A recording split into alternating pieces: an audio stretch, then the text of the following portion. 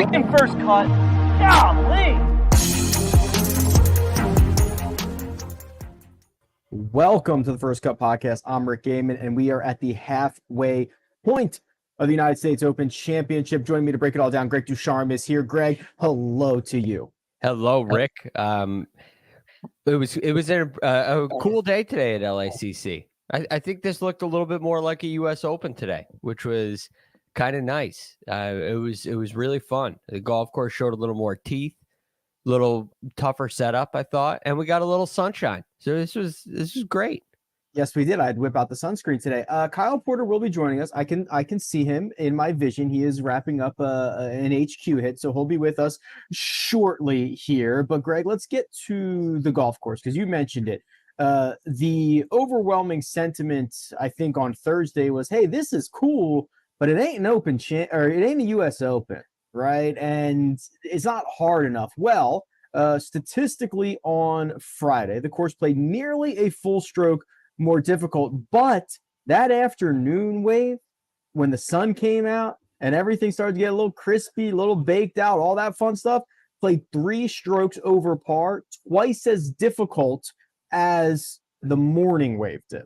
Yes. Now, this is, look, it's common everywhere you go. The weather plays a big role in the way a golf course plays. It's an outdoor game, and this is a big factor. But when a golf course has this kind of style to it, where the fairways are really wide, and you have kind of an open expanse, and while it's long, it plays a lot shorter than its length. The ball, the challenge in the idea of this design, the challenge is in stopping the ball, especially when you bring a U.S. Open here, where you think back to a Chambers Bay or a Shinnecock Hills, where it's a wider golf course. It's not the bowling alley fairways of Winged Foot or Oakmont. The challenge is getting the ball to stop, and it runs off into some of the places that are a little bit more challenging. But yesterday, when it was soft, it didn't do that. The ball was on the ground, and while it was said a lot early in the week, the fairways are wide, but they won't play that wide. Yesterday they did. This afternoon they played a little bit narrower. The greens were a lot firmer. It was harder to access hole locations. I also think they set up the golf course to be longer today, and they tucked the pins a little more, which they probably could have done yesterday as well. But when you combine things, it got a lot more difficult this afternoon. 2 of the 4 longest par 3s in U.S. Open history were today on number 7 and on number 11. So certainly stretching it out there. And Greg, looking at the tee times already for tomorrow, the final group will not go off until I think it is 3:20 local time. I don't know the exact time, but I do know it is 73 minutes later, an hour and 15 minutes later than the latest tee time that we have had this week. So if it does get, again, that sun coming out and making things crustier, the longer we go, those guys going out late are going to be in the heat of it. It's a really interesting point, Rick, and it's something I find to be really interesting about this tournament and this leaderboard is, late tee times. Typically in a U.S. Open, you have less familiar groups. But what we saw on 18 today, as play was finishing up, the sun was really kind of right in your face. And players started hitting wild tee shots on 18 with this gaping fairway. So I'll be curious to see if that plays a role tomorrow with those late tee times. Also very curious to see what we get with the sun. And then lastly, you have everybody who made the cut is at 1 over or 2 over or better, which is 12 shots back of, well, I won't say who, I won't spoil the party.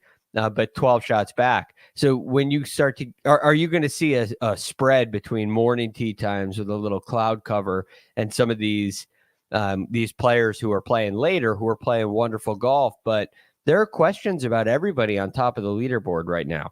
You got to get, in my estimation, you got to get 5 strokes behind the lead to get somebody that you really, really trust as a major championship leader. Okay, well, let's hit a couple of appetizers first here, because The morning wave this morning, which was Friday, which means they went out Thursday afternoon. So the PM AM wave was 2 shots better than the opposite. So those guys got the good end of the draw. Steady Wyndham Clark goes out early on Friday, shoots a 3 under 67, and continues his adjective. I don't know what dominance, resurgence, meteoric, whatever you want to put in there. This season that he's having has been unbelievable. He continues it. It was hours and hours and hours ago. Felt like a day ago, but he finished at 9 under par. He's 1 shot off the lead, Greg. When you look at this scorecard that we have here, that front 9, his front 9 was 10. He started on 10.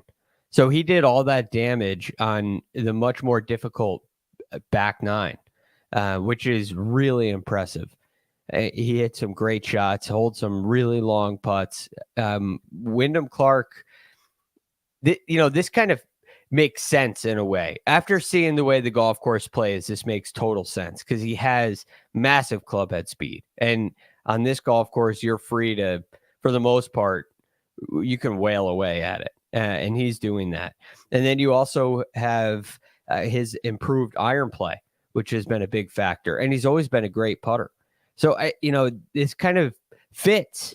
It really fits. It really makes sense now looking back on it. And it's been fun to chronicle this throughout this year. So I'm really happy for Wyndham. And I love what he did. Look, on the front 9, his second 9, it got a little bit hairy at times. He had a couple of squirrely shots, made a couple of mistakes out there. That was scrambling a lot more. Now he only made 1 bogey, right? He puts together a great round of golf, but it wasn't quite as clean as it was the first 27 holes. But getting in there at 9 under par, he's got himself right in the mix, and I like where he sits right now. I also won't spoil who is in the lead, but I'll give a hint.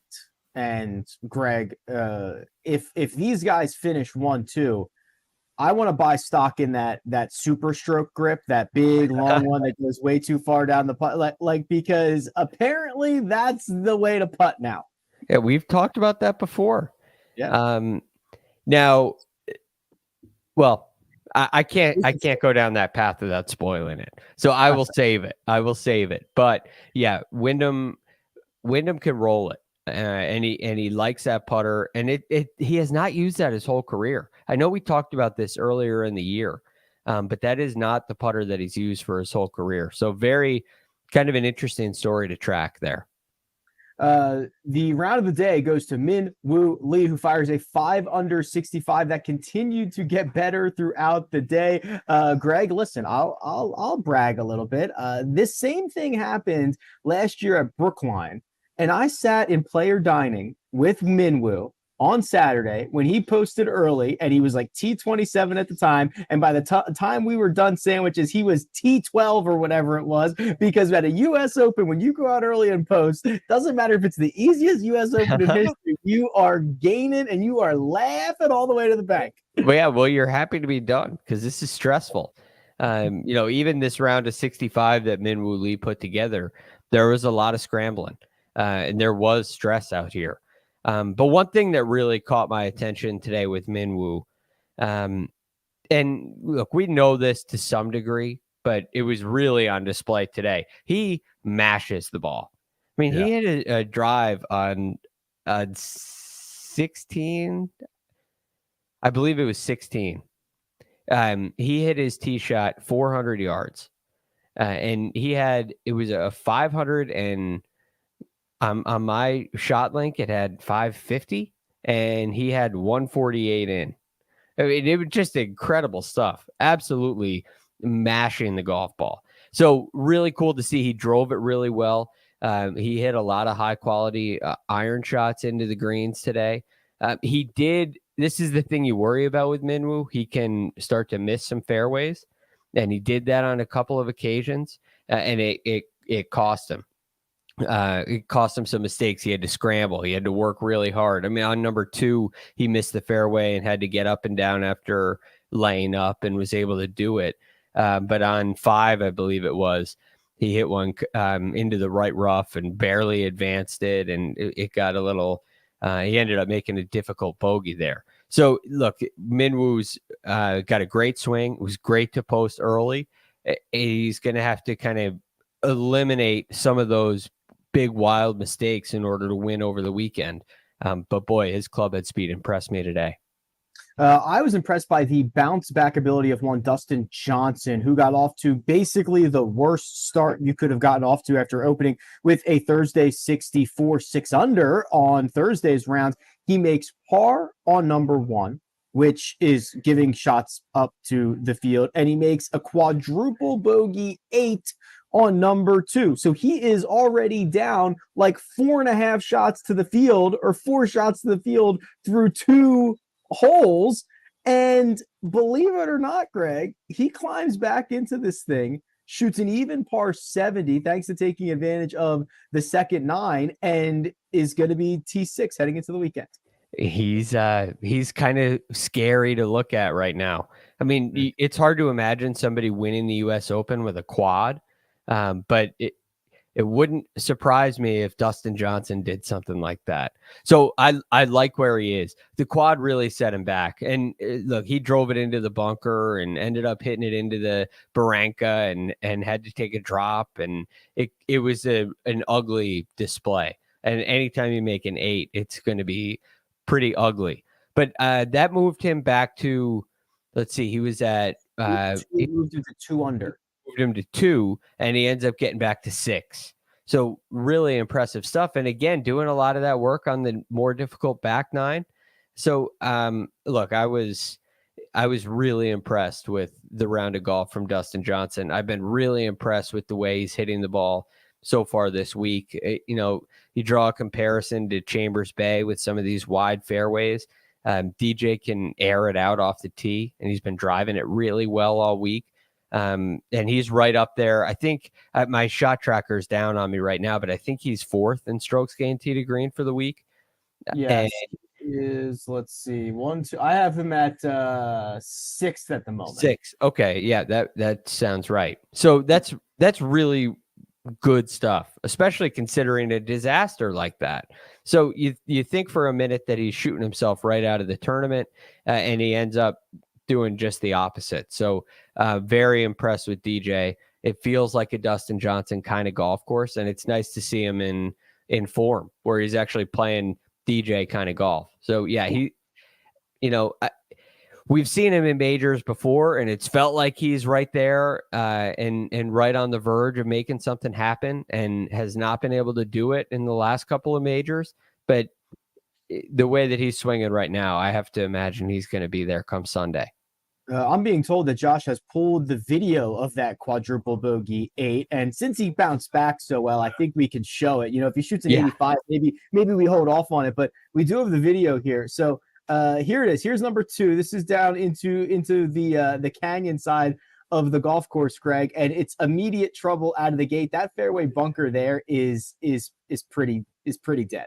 Yeah, and see, this is the thing about LACC. When the ball settles near the lips, right, you can get into some really nasty spots in these bunkers. And this is the best he could do. Yeah, he advances it out. It's still into that very thick rough, and then he tries it again and finds that magic keyword that we've been talking about all week, the barranca. He's got to step back and take a drop, and now it's just him trying to get up and down for whatever number he can, and it's not going well. It's not going well. And now you're left with this. Right now you're above the hole in double. the rough. This is for double. Nope, and that's going to keep on rolling. Just all keep on rolling. It's actually a pretty good 8. Yeah, you know what? Like you can kind of see how it happens. This was the first look today. And look, this is, I don't mean to harp on this, but you think about what happened yesterday. And I know we're only watching what we're watching on the broadcast, at least me sitting here at home. But that was really the first look that we got of, wow, this is, okay, that's a US Open, right? Like there's not really a terrible shot. But there's not. I mean, it's you barely miss the fairway into a bunker. You could argue he made a mistake in trying to hit it up the left-hand side. And he ends up in the rough, and now he's got this really unpredictable lie where it's buried, and it comes up in the barranca. So he could have made a different decision on one of those two shots, but it was the difficulty of the golf course that ended up costing him. Hunky Tony Finau gets himself back into the mix of another major championship, 68-69. This was all over the place here a little bit, Greg, because he gets out to a 3 under 32. He gives a couple of those back coming in, but it is solo 11th for Tony. He is certainly on the short list of, let's call it 3-4 names of best player without a major championship. Yeah, he's definitely on the list. And part of the reason is we know he's capable. What I find really interesting about this round today is he makes his birdies at 1, easy par 5, 6, drivable par 4, 8, probably the easiest hole on the golf course. I mean, the eye test says yes. The stats say, well, in round 2 it was 6. But 8 is, yes, it's like the second easiest hole. Okay, so round 2, so he makes birdie on 6 and 8, the 2 easiest holes. Right. And 1, another very easy hole, yeah. and 15, which is a sand wedge. So he made birdie on the 4 easiest holes. And then you look at 11, where he made bogey. Now that's a beast of a 300-yard par 3, and he wasn't able to carry that cross bunker. Which the amazing thing about that hole today was these players are ripping it down the hill, and they are just carrying that cross bunker. I mean, I saw on the broadcast, they showed like 4 times in a row on that hole. I saw a ball barely land over that bunker, and they end up in a great spot. And Tony's didn't carry. So, it's a very minor miss, but bogey on a really difficult hole, 13. That's the start of this really long stretch. That's a par 4. It's over 500 yards, makes bogey there. And then 16, a beast of a par 4, makes bogey there. So, he made birdie on the easy holes and a couple mistakes on some of the more challenging ones. And that ends up costing him. But all in all, it's a pretty good 69. I have waited long enough. I tried to outwait Kyle so we could get his Rory McIlroy takes, but we can wait no longer because the kid from Hollywood, Northern Ireland, is here in Hollywood, California, and he follows up his Thursday 65 with a Friday 67. Greg, just before we get into this too deeply, this was, it's really a critical round in my opinion, right? You rarely have seen Rory get off to really good starts at major championships recently. And he has an opportunity to follow it up with something low. We knew the morning wave was going to be the gettable side. So it was pretty critical that he goes out and just does not play this championship away. And when he starts off with, 2 bogeys on his first 4 holes and 1 over during that stretch, I'll admit I was a little bit worried about that. You know what it reminded me of? Southern Hills, right? He plays a great opening round. He's in the good wave on Friday, and he has a terrible day. And basically, he didn't play his way out of the tournament, but he didn't do what he did today. And you see this start, and it's a couple of mistakes. A birdie on 12 was really nice. That was a really nice putt that he made, but. It's understandable. Again, it's kind of like Tony Finau, 11, 13, and 17 this time. Those are really hard holes, but you're expecting in that morning wave. I thought that by the time Rickie Fowler and Xander Schauffele teed off at 8 under par, they would not be in the lead. That ended up being true because Wyndham got in at 9.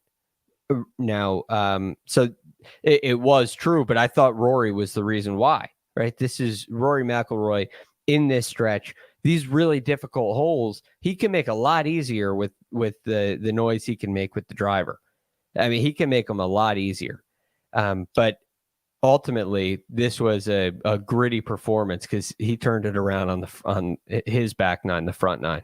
Yeah, he made the turn in 2 over, and I'll tell you what, we were with this group basically all day, and there was a lot of frustration early. he stole. I think the putt that he made on 12 that you mentioned, so his third hole of the day for birdie, I think that was the first time he stole one, right? Like all week long, he had earned every shot, every birdie that he made, he had earned it. He had not gotten lucky. He had not stolen any. I thought the one, and I was like, finally, okay, here we go. And it's still, I mean, he gets to 15 and, it's a wedge in for everybody. It's like 115 yards today. And he misses I don't know what it was, 5 footer that he had the beat on. And he gives it the full on, like full swing with the putter. And he stayed on that putting surface and looked at that with Harry for a long time. He was upset. He was very upset. And it was 8 feet 4 inches. Okay, so it felt a lot shorter than that in person. And then he uncorked one. I'm like, he's going to destroy this golf ball in 16. That's where Minwoo hit the 400 yard. I don't know what Rory's was, but it felt like it was 4,000 yards. It was 377 yards. Oh, okay, 377. Okay, not bad for Rory's. So that was really. I did not feel like we were in a good spot as things were making that turn. And then for him to kind of figure it out was huge. There's a couple comments in here. And Greg, I don't know if you saw us on TV. I was there and we couldn't figure out what was going on. That stretch of 6 and 7 where everything gets backed up. What was happening that there was like 3 groups on the tee there? So I saw a lot of this on social media, but this is where, they're hanging out on the hill, right? Yes. So it was a massive backup. I can't tell you what happened exactly, but it was pretty crazy. And seeing some of those pictures, I mean, it's a long. I mean, you're talking. This had an effect later on in the round too, I believe, because you think about this. This happens in the morning wave. You get a big backup like that. It affects everybody else who plays the rest of the day. I don't know if they were waiting for a ruling. So it looked like, because we were like just sitting, we were just there on the tee box for, I don't know what, forever. And it looked like they were almost like clearing the green to let those guys play up, to like let the Rory group play up. And then it just they just never, and then we finally. It never happened. No, then it did. And then we got up there and I'm like, wait a minute, they have not even putted out yet. So I don't know if they were like if there was a ruling green side, but there was no action on the putting surface for what felt like 10 or 15 minutes. Then they played up, and then it was like the Harmon, I don't know if it was Harmon, Horschel, whatever that group was ahead. It was the most bizarre thing I've ever seen. It's so frustrating when you don't know what's going on and you just see unused space. What is happening here? Yeah. It's like somebody sitting at a green light, sitting still at a green light, not paying attention. So it's frustrating, but these kind of things happen from time to time. Okay, so Joseph in the chat says there was a ruling with Brian Harmon. He was watching on Peacock. I was gonna say there had to be, because nothing was happening, and then I didn't see that. Yeah, there was frustration building. Back to Rory. So obviously 8.5-year major championship drought we're working on here, Greg. I will say, and I tweeted this out, but this is one of the better starts that Rory has had. So he's gained over 11.5 strokes. Let's see what the final number was. He has gained 11.6 strokes over the first 2 rounds. The only 4 occasions he has done that through the first 2 rounds of a major championship were 14 PGA Championship, which he won, 14 Open Championship, which he won, 11 U.S. Open, which he won, and the 2011 Masters, which we know what happened on the 10th hole on Sunday en route to an 80, and he should have won. So that is completely separated from what the scores are this week, how easy or how difficult it is. That is gaining to the field. When Rory McIlroy gains this many strokes to the field to start a major championship, it has generally ended very well for him. Maybe, Rick, he's kind of cracked a little code here. We talked about how he changes things up all the time heading into majors. I like this recipe that he dialed up, right? He's coming in off of, first of all, 3 straight top 10s. And when you watch them, they're frustrating. But when you take a step back, there's some really good stuff going on. And so that's one thing. the other thing is no press conference this week. I And think all he of us, finally just did the first one this afternoon, I think. well, he has done some, he's talked to some reporters. Yeah, maybe Did he go sit in a press? Oh, maybe he did a flash. Probably had a mic. I think he maybe did a flash. Yeah. Okay. Well, I'm fine with the flash. But you're right. You're right. It's a big difference, big deal. And on Thursday, I'm watching him start off, and it didn't look like a major. That has nothing to do with the golf course setup. I'm just talking about watching Rory's body language, watching Rory move around. Rory looked chill. He looked calm. He looked like he was playing golf. And it's led to a really strong performance. So it feels like the world is a little quieter for Rory McIlroy. It feels like the expectations, even though we'll talk about the rest of this leaderboard in a little bit, his name stands out. Like, it's in bold letters. It's the biggest name on the board. And there's no debating that. Yet, the expectations don't seem to be going crazy. I mean, I have a take on this, and we've kind of talked about this a little bit earlier in the week. Kyle and I have been workshopping it here. I mean, this is a different major. It's a serene major championship. The court, like, the fans can't get to you on this golf course. It does feel like the practice rounds that Rory and Harry were having on Tuesday and Wednesday. Feels like that on TV too. He is on this. I have seen Rory hit every shot on 6 this week. Tuesday, Wednesday, Thursday, Friday, and they've all felt the same. And it's just because of the way the course is set up, these fans can't get to you. Honestly, it just feels like him and Harry are out there playing golf. And I think he is super leaning into it. And I think it's really good for him. And you're thinking, because of the way it's laid out, that's going to happen Sunday too. Yeah, I don't think there's no way around it day to day. Yeah, I agree. Actually, we've got Kyle. Let's bring in Kyle. Let's do it. KP, there he is, courtesy of Matt Fitzpatrick. Thank you. How about that? Corona, yeah. Cheers, KP. Hi, KP. I heard you guys talking about Rory, and I just jumped in. Yeah, so Rory? I was pitching Greg my serene major championship take, and that every round feels almost like a little bit of a practice round. And I think in this scenario that has been very good for Rory. Yeah. I thought Friday was a lot better in terms of the app or the vibe and kind of just the fan showing up even. I thought Friday was definitely better than Thursday. I think the thing with Rory that I've been most impressed by, and I wrote about this for Friday or for CBSSports.com on Friday, is his ability to, and I'm curious about what you think about this, Greg, but his ability to change speeds. He hasn't just been pulling driver every single hole, because I think a lot of the criticism of him has often been like, oh, you just hit driver everywhere, and it's like, yeah, maybe, but he's been changing speeds really, really, really well. And it seems like he's kind of got a strategy and a game plan down. And I actually asked him about it afterwards, and he said, I was watching YouTube videos of myself playing Hoylake, and I didn't hit driver very often.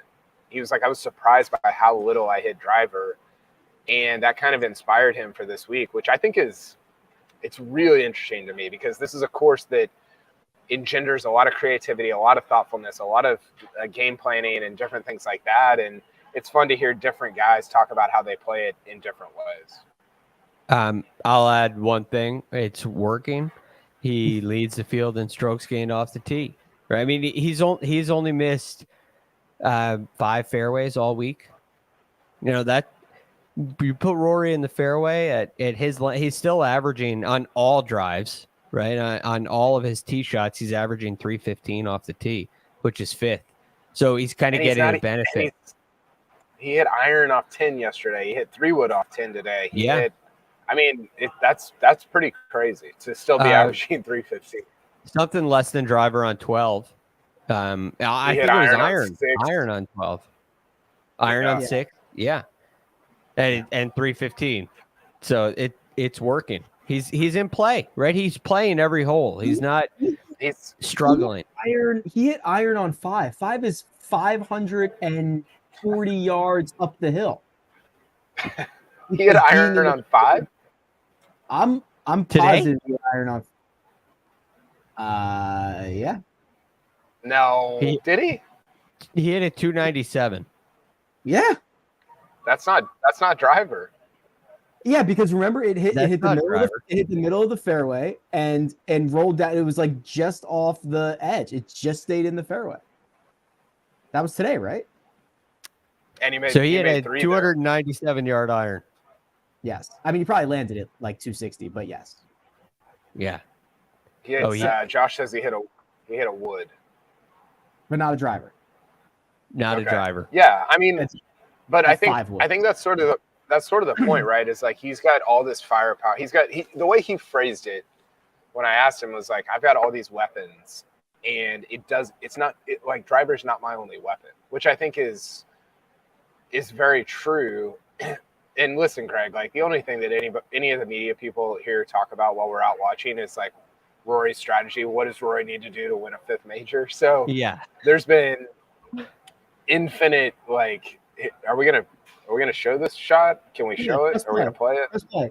It looks like it looks like the 5 wood. I'm pretty sure it hits the middle of the fairway and kicks right and rolls down to just in the fairway because we're like right on the right side of the tee box here. Right, boom. Then it's gonna roll. It's gonna roll all the way down. Oh, maybe I'm thinking of yesterday. Yeah. Oh, that's even better. Phenomenal. And then he leaves it to probably 20 feet here and Drano for a 3. Yeah, a lot of I'm noticing. It's hard to tell on TV exactly if this is accurate, but it looks like Rory's set up to hit a lot of draws, and they're drawing a little bit or they're not drawing. And I think that's a good thing. I'm not seeing it overdraw, which I think is good. Does it benefit him if it gets like Shinnecock this weekend? I don't think so. I think Rory wants. I mean, June Gloom is all for Rory. Give Rory the June Gloom. What was it that Smartin said, Rick? The kid from Hollywood becomes the man in Hollywood. I don't know. That's from Hollywood to Hollywood. Rory McIlroy is 4 shots better off the tee than Jon Rahm. Shot and a half better than Xander Schauffele. He's doing the good stuff. So anything else on Rory before we're going to take a break and then we're going to get to the man at the top. But I know we've been like this championship feels, and we can do this at the end too with the betting stuff, but it feels like just a different story from Rory. I completely agree. Why? I don't know that I agree. Why do you say that? Because he's on a historically fast start that usually only ends up in very good situations. This could not be this golf course. The vibe out here, the setup, the corporate aspect of it, how far away this everything is Rory. It's Rory. KP, I think it's just based simply on body language. He looks so calm, like it's so chill. That's what Rory looks like to me. It doesn't look like I have to win this major. It doesn't look like that to me. I like it. I think Saturday is so important for we say this a lot with him because he's in tournaments a lot or in majors a lot, but I just think Saturday is massive. I mean, if Rory comes out and throws his weight around and is like, I'm the best freaking player here, and it's not close, and shoots a 66, and that's like, it honestly, it's a little bit of what he did at St. Andrews last summer, and then he got run down on Sunday. So it's not just Saturday, but I think Saturday is they're just showing the one he almost made on 9 today. It was Oh, insane. But I think Saturday is really, really important for this sort of like second half of his career.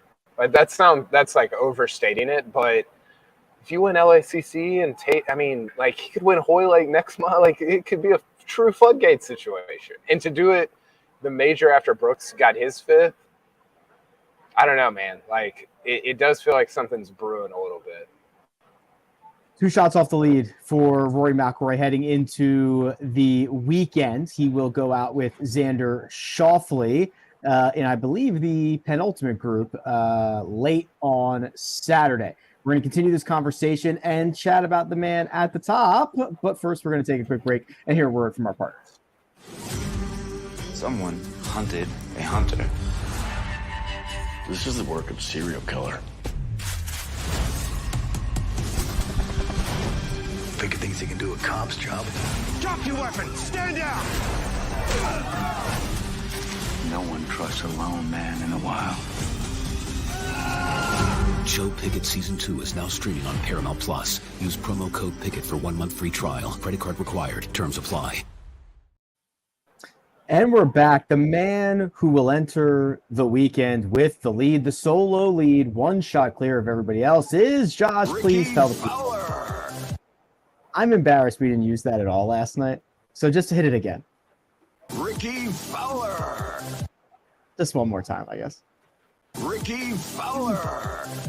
Yeah, there we go. We got to make up for 62 times. You should have done it 62 times yesterday. We should, or at least one for every birdie. He's made 18 birdies. We can rattle it off 15 more times in a row. Do that. we got time. Yeah. Rickie goes out in the afternoon, and it looked like it was going to be a boat race, Greg, because he birdies 1, he birdies 2, he birdies 3. He got this thing to 11 under right out of the gate, and I'll tell you what, I was like, oh my god, he's gonna ruin the whole drama thing here because he's just gonna steal it and run. You kind of feel it a little. Martin Keimer at Pinehurst, right? Yeah. Just running away from a rut, which Rickie was involved in that one too, by the way. But a great up and down at 1 from the bunker makes it kind of, I don't want to say an easy 4, but a 4 on a hole you should make a 4 on, and then stuffs iron shots on 2 and 3. Those were just great shots.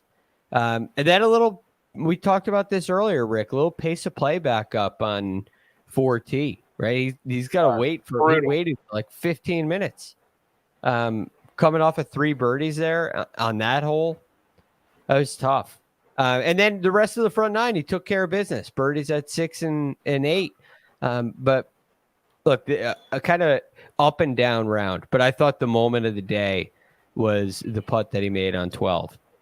That's when coming off of back-to-back bogeys after a mistake, a hole you shouldn't make bogey on 10, and then a bogey at 11, which was a 3 putt. The birdie on 12, I think, was huge. Are you encouraged or a little worried about the wheels falling off KP that yes, he has made 18 birdies. He is only 10 under. So he has put 8 bogeys on the card as well. So it is not like he has avoided all catastrophe. It is not like he has been perfect. He's been very, very good, and he's been way better on the good holes than the bad holes, but he's made a lot of bogeys too. Yeah, I don't mind that as much here as I would at maybe some other golf courses, because I think that's fair. Do I? I said I think that's fair. You're going to make a lot of bogeys here. Yeah, there's all these half par holes, right? I'm sitting by Jeff Shackelford and obviously helped redesign the golf course, and we were talking about that. That was one of the big narratives coming into the week is there's these 3.5 holes, there's these 4.5 holes. And it's like purposefully plays to not even par on every hole, which I think is like really interesting. I love that style of playing a golf course. The irony though is like if he makes 36 straight pars on the weekend, he's going to win his first major championship.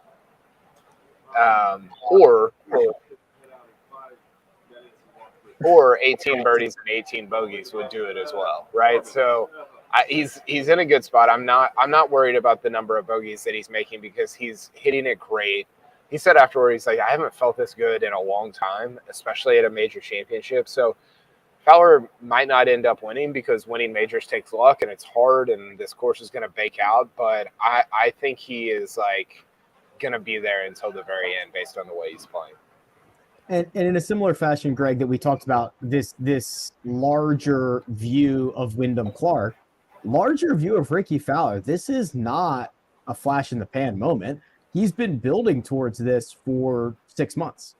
Yeah, it's been really steady play. I was just checking something out too, because the thing that Rickie's done this year leading up to this, he hasn't shot really low scores. He hasn't shot high scores either, but it's kind of the exact formula you would expect for a U.S. Open.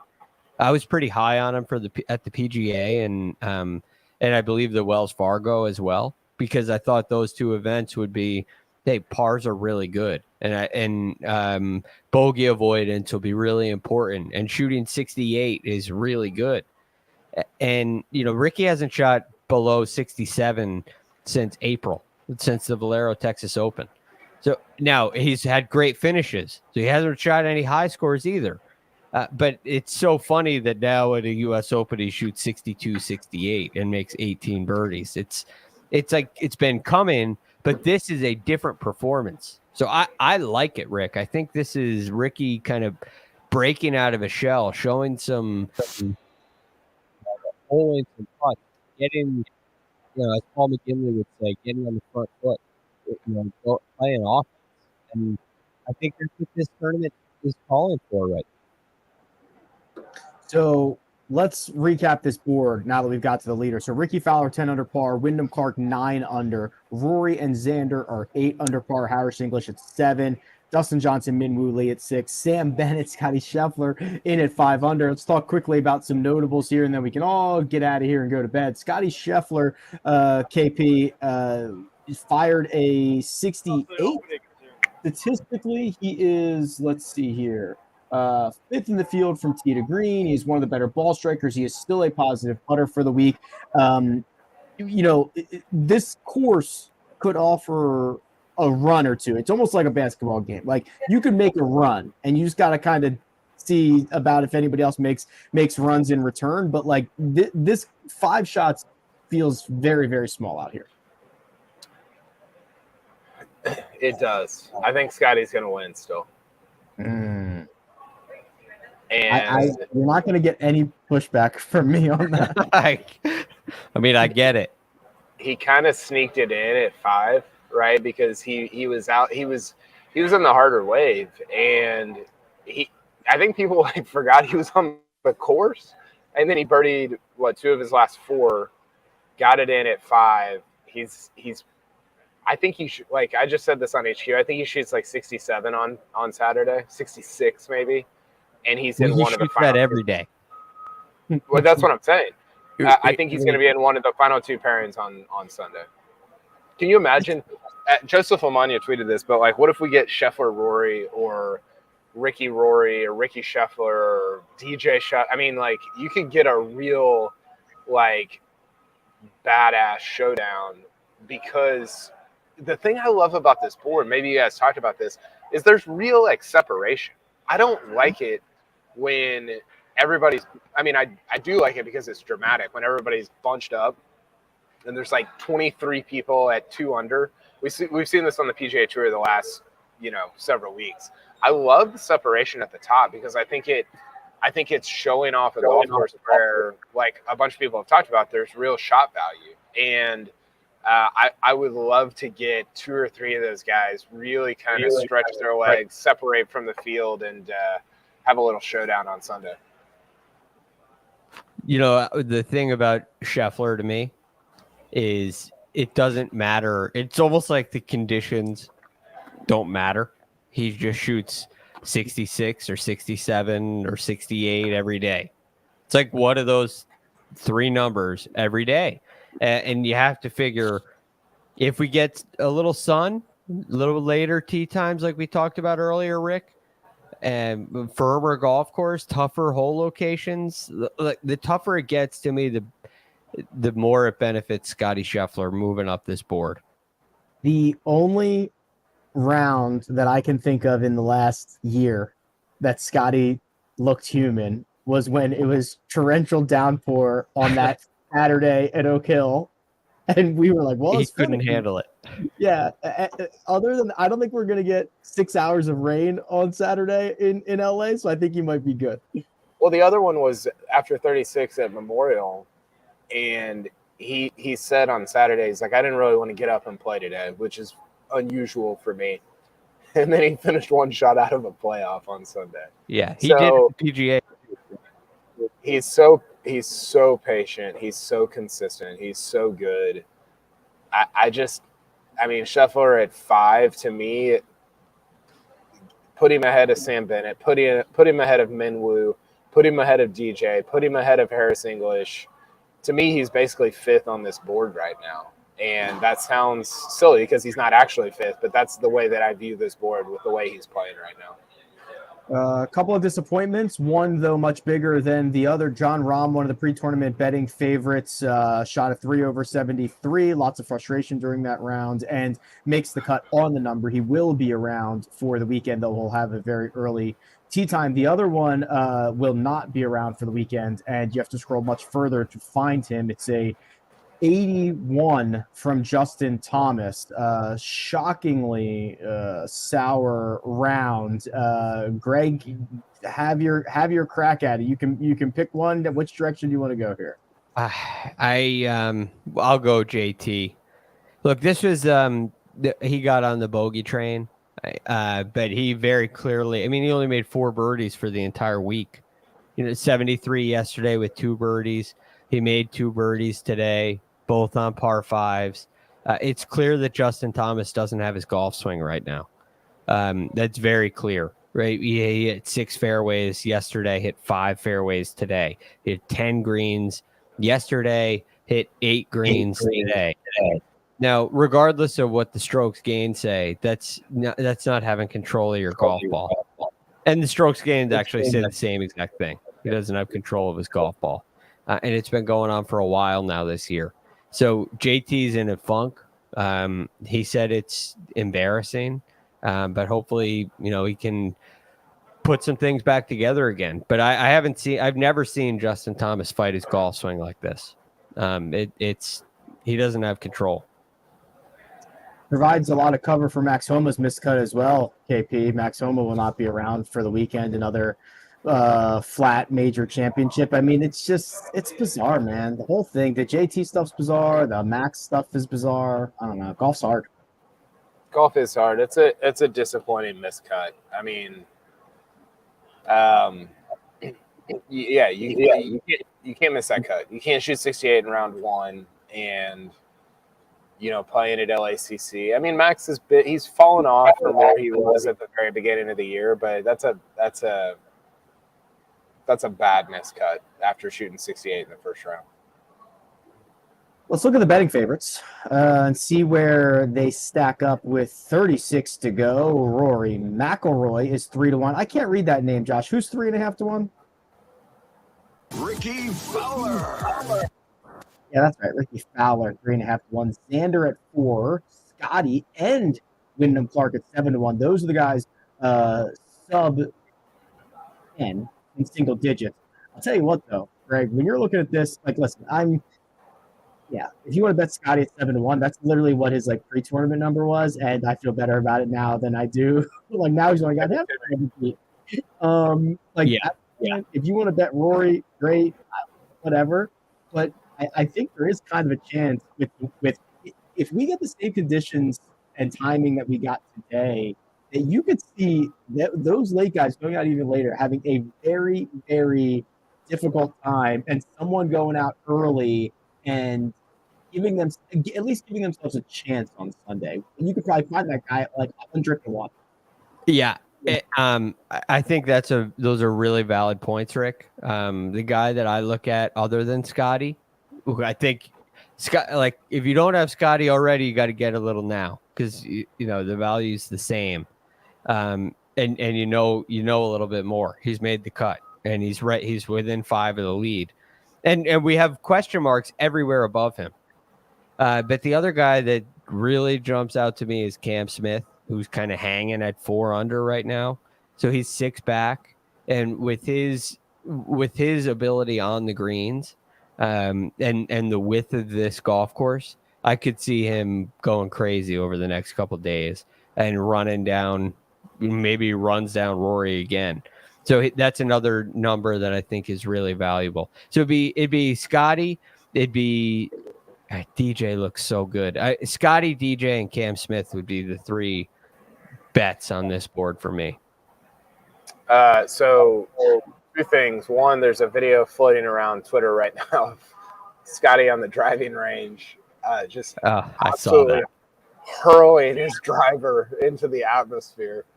And talking, Luke Kerr-Dineen is talking about him testing out different driver heads. Doesn't excite me, but he'll be fine.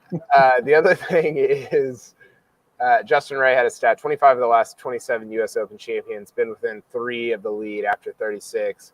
15 of the last 17 were in the top 5 after 2 rounds. So same time frame.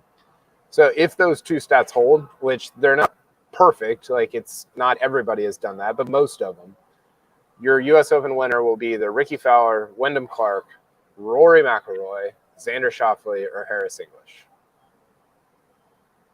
And I don't think it's going to be Wyndham Clark or Harris English. Is Rory going to win this U.S. Open? Do you trust Rickie Fowler and Xander Schauffele? That's what I'm saying. Is Rory going to win this U.S. Open? I listen, I've got a lot of financial interest in Xander Schauffele winning this. but I said it to T in the shuttle last night. It's just like I've never felt more like everything's coming up Rory with the way he's playing. Do we not say that? Don't we say this all the time? I don't say I refrain from this. Rory, this will get you going, Cape. I mean, imagine imagine the hype. Don't do this. If Rory wins this U.S. Open and at Hoy Lake. Oh my God. I knew you were going to do it. Well, the sicker part about that than the Masters part is him retaking the major lead from Brooks in the next 2. Yeah, that would be insane. So just to rattle off, like, 1, I liked the preparation that he did. I liked what he did with the media. I think that this is a great course for him where he doesn't have to hit driver, but he can still gain a ton off the tee. I think that it is a good routing, and the fans, I think that he got the good end of the draw. I love his stat profile. I mean, it is just all of those things add up. It feels also, really good. It looks good. It's also kind of low-key a really good top of the board for him because you've got 4 guys that have never won a major. Now, granted, he's talked about how it sometimes feels like he's trying to win his first because it's been so long. So, maybe that's not the biggest deal in the world, but you've got some guys that haven't like gotten it done at the end of big tournaments, right? And there's guys behind him that could make some noise, but yeah, are you trying to tell me that no one has ever accused Rickie Fowler or Xander Schauffele of being like killers who are just like stomp on your throat? I mean, that's what I'm saying. Wyndham Clark does he have a top 20 at a major? He won an elevated event. Yeah, this is new territory for him. Yeah, and Harris English is a very good player, but I mean, I don't know. He's not the ball striker that everybody else on this board is. Harris. He's a good ball striker. Not like his other guys, though. But he is. He was a long shot of mine this week. I love Harris English, but I think he hangs around 5th. I think Rory winning this tournament would be it would be a really cool bookend to the entire Live PGA Tour Public Investment Fund saga, right? Like just the last, whatever you want to call it, 15 months. And then Rory finally he hasn't said this, but implicit in him not doing media at the beginning of the week after his round on Thursday is like, I'm good on talking. Like I've done all the talking. You know, I've had enough of that. And then to kind of return to like, yo, I'm not the commissioner. I'm the best player in the world by winning the US Open would be kind of a reminder of just how extraordinary his career and his career has been and his talent currently is. It would kind of be like a Hollywood script. Yes, it would, but it also assumes that the stock is over, which I don't believe it to be. But yes, it would be very cool. Ryan Fox is going out as a single at 9:33 a.m. tomorrow. Should I ask if he needs a marker? Maybe I could play with Ryan. Yeah, you could ask. We won't wonder why there's a backup on 7 anymore.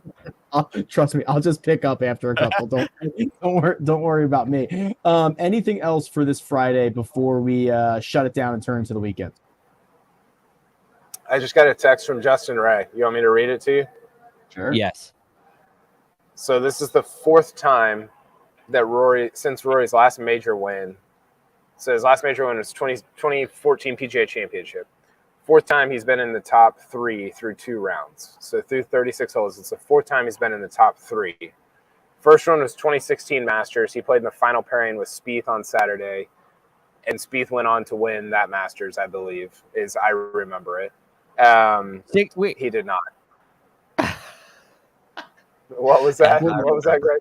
I got it. It's like you just ruined Santa Claus for Greg. So 2022 US Open. So last year at Brookline. And that for me is the comp. That for me is kind of where I'm like, okay, I feel like we've been here with Rory. He's not leading. He's not out in front, but he's kind of in it. But he just didn't close out that US Open the way that Fitzpatrick did. And then the third one is last year's Open at St. Andrews, which is another pretty decent comp, I think. It was extraordinary on Saturday.